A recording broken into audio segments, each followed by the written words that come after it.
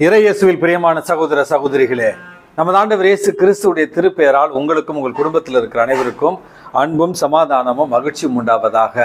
அன்புமிக்கவர்களே, பிப்ரவரி மாதம் 27ஆம் தேதி தாயாம் திரு அவை வியாகுல அன்னையினுடைய புனித கபிரியல் அவர்களுடைய நினைவு நாளை தான் கொண்டாடுகிறது. அன்புமிக்கவர்களே, திருத்தந்தையினுடைய உடல்நலத்திற்காக ஜெபிக்க உங்களை அன்போடு அழைக்கின்றேன். கண்டிஷன் கிரிட்டிக்கல், பட் இருந்தாலும் அவருடைய நிலை நார்மலாகத்தான் இருக்கிறது, ஸ்டெடியாகத்தான் இருக்கிறது என்று மருத்துவர்கள் சொல்லி கொண்டு இருக்கிறார்கள். இன்னும் பல பேர் ஃபோன் பண்ணி, ஃபாதர் என்னாச்சு, இந்த மாதிரி தப்பான நியூஸ் ஒன்று வருதே அப்படின்லாம் கேட்டுக்கிட்டு இருக்கீங்க. உங்களுக்காக இன்றைய இந்த வீடியோனுடைய டிஸ்கிரிப்ஷன் பகுதியில் வத்திக்கானுடைய அதிகாரப்பூர்வமான இணையதள மற்றும் ஃபேஸ்புக் பகுதிகளை லிங்க் அங்கே நான் கொடுத்துருக்கிறேன். கத்தோலிக்க திருச்சபையை பற்றின எந்த செய்தியை நீங்கள் அறிந்து கொள்ள வேண்டுமானாலும் அந்த லிங்க் அழுத்தினா போதும், அதில் கத்தோலிக்க திருச்சபையினுடைய அதிகாரப்பூர்வமான செய்திகள் கொடுக்கப்பட்டிருக்கும். ஆகவே தயவு செய்து வதந்திகளை நம்பாதீர்கள், வதந்திகளை பரப்பாதீர்கள், உண்மையை மட்டும் தெரிந்து கொள்ளுங்கள்.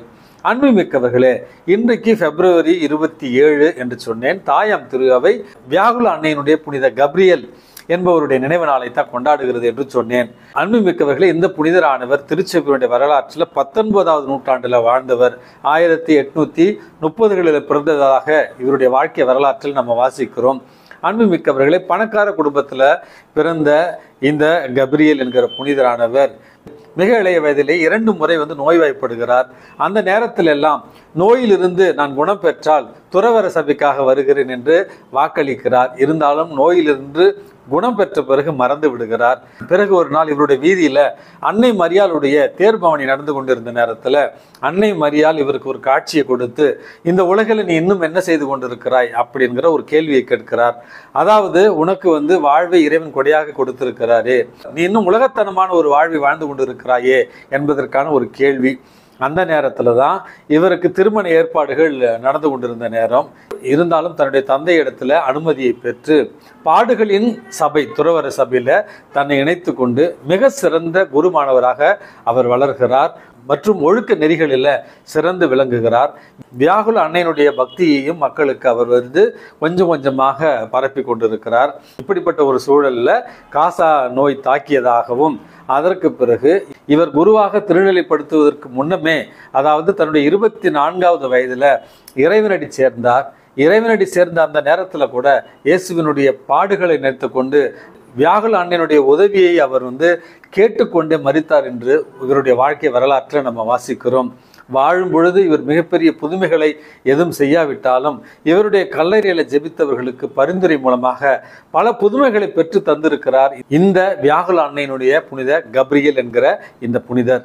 இவருடைய பரிந்துரையால் கடவுளுக்கு பொய்யான வாக்குகள் கொடுக்கிற பழக்கத்தை நம்ம நிறுத்த வேண்டும். வாக்கு கொடுத்தால் அதை நிறைவேற்ற வேண்டும். இரண்டாவது, இயேசுவினுடைய பாடுகளை தியானித்து வாழ்கிற ஒரு வாழ்வையும், அதே நேரத்தில் வியாகுல அன்னையின் மீது பக்தி கொண்டவர்களாக இருக்க வேண்டிய ஒரு வரத்திற்காகவும் இவருடைய பரிந்துரையால் இன்றைக்கு மன்றாடி ஜெபிப்போம். அன்புமிக்கவர்களே, இன்றைக்கு நமக்கு கொடுக்கப்பட்டிருக்கிற நற்செய்தி வாசகத்தில் நமது ஆண்டவர் இயேசு கிறிஸ்து நம்முடைய இந்த மனித வாழ்வில் இயேசுவின் பெயரால் நாம் மற்றவர்களுக்கு உதவி செய்து வாழ வேண்டும் என்கிற ஒரு முதல் கருத்தை கொடுக்கிறார். அதாவது, அவருடைய பெயரால் நாம் சின்ன சிறியவர்களுக்கு செய்கிற உதவி எல்லாம் இயேசுவுக்கே நம்ம செய்கிறோம் என்கிற உணர்வை நம்ம பெற வேண்டும் என்கிற முதல் கருத்தையும், இரண்டாவது கருத்தாக இந்த மண்ணுலகில் நாம் புனிதத்தில் வாழ வேண்டும், நல்ல ஒரு இயேசுவினுடைய சீடர்களாக வாழ வேண்டும். அந்த ஒரு முயற்சியில் எந்த ஒரு சூழ்நிலையிலும் சின்ன சிறிய நம்முடைய பிள்ளைகளுக்கு அல்லது நம்முடைய பொறுப்பில் இருப்பவர்களுக்கு துர்மாதிரியாக இருக்கக்கூடாது. அவர்களை பாவத்திற்கு நம்ம அழைத்து செல்லக்கூடாது. அப்படி பாவத்திற்கு அழைத்து சென்றால் அல்லது பிறருக்கு துர்மாதிரியாக இருந்தால் அவருடைய கழுத்துல எந்திரக்கல்லை கட்டி அவர்களை ஆழ்கடலில் அமிழ்த்துங்கள் என்கிற அளவுக்கு பிறரை பாவத்தில் விழச் செய்பவர்களுக்கு கடுமையான தண்டனையை தான் இன்றைக்கு நமது ஆண்டவர் இயேசு கிறிஸ்து நமக்கு தெளிவுபடுத்துகிறார். ஆகவே அன்புமிக்கவர்களே, பெற்றோர்களே, பெரியோர்களே, குருக்களே, கன்னியர்களே மற்றும் பொறுப்பில் இருப்பவர்களே, நமக்கு பொறுப்புல ஒப்படைக்கப்பட்டவர்களை எந்த சூழ்நிலையிலும் பாவத்திற்கு அழைத்து செல்லாத ஒரு புனிதமான வாழ்வை வாழ இறைவன் நமக்கு அழைப்பு விடுக்கிறார். நம்முடைய துர்மாதிரிகையால் பிறரை பாவத்தில் விழச் செய்தால் கடுமையான தண்டனையை நாம் ஏற்கக்கூடும் என்பதையும் இறைவன் இன்றைக்கு எச்சரிக்கையாக சொல்லுகிறார். இதனுடைய ஒரு தொடர்ச்சியாகத்தான் உங்களுடைய கண் உங்களுக்கு எதிராக பாவம் செய்தால் பிடுங்கி எறிந்து விடுங்கள். உங்களுடைய கரம் உங்களுக்கு எதிராக பாவம் செய்தால் வெட்டி எறிந்து விடுங்கள். அப்படி என்று ஒருவன் முழு உடலோடு நரகத்திற்கு செல்வதை விட விண்ணகத்துல பார்வையற்றவர்களாக அல்லது கை இல்லாதவர்களாக கூட இருந்து விடலாம் அப்படி என்று சொல்லி பாவத்தில் வாழக்கூடாது என்கிற ஒரு எச்சரிக்கையை தான் நம்ம ஆண்டவர் இயேசு கிறிஸ்து தருகிறார். இந்த மனித வாழ்வு மனித பலவீனங்களால் நிறைந்திருக்கிறது. ஆனால் அந்த மனித பலவீனங்களில் நாம் வீழ்ந்து விடக்கூடாது. மாறாக ஒவ்வொரு முறையும் பாவத்திலிருந்து எழுந்து புனித வாழ்க்கையில நாம் நடக்க வேண்டும் என்கிற ஒரு அழைப்பையும், அதே நேரத்தில் பாவத்திலிருந்து நாம் விலகி இருக்க வேண்டும் என்கிற எச்சரிக்கையும் தான் இந்த வாசகம் நமக்கு தருகிறது. அன்புமிக்கவர்களே, ஒரு நிகழ்ச்சி உங்களோடு நான் பகிர்ந்து கொண்டிருந்தேன்.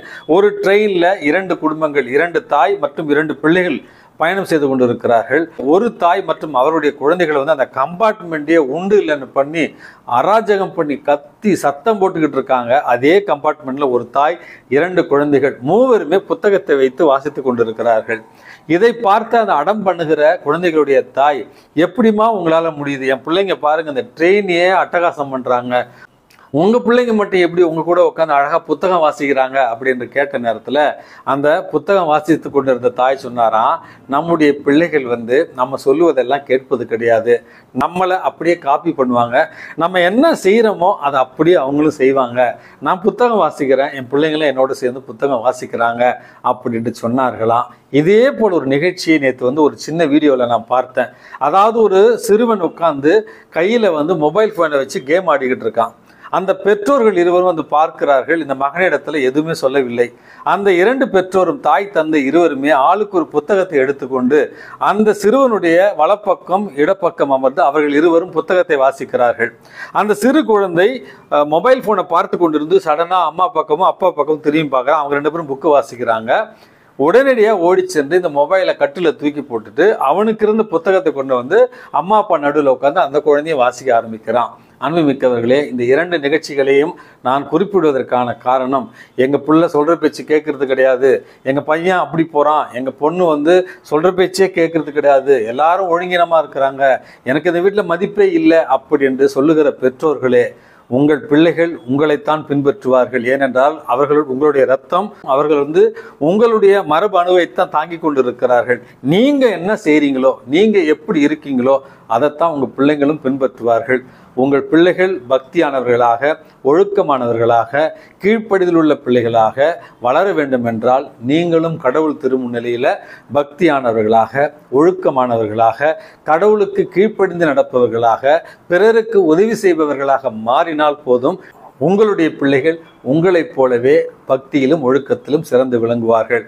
ஆகவே வார்த்தையால் அல்ல, நம்முடைய வாழ்வால் இயேசுவை அவர்களுக்கு அறிவிக்க இறைவனிடத்தில் இன்றைக்கு மன்றாடி ஜெபிப்போம். எல்லாம் அல்ல இறைவன், தந்தை, மகன், தூய ஆவி உங்களையும் உங்கள் குடும்பத்தில் இருக்கிற அனைவரையும் நிறைவாக ஆசீர்வதித்து பாதுகாத்து வழி நடத்துவாராக. ஆமேன்.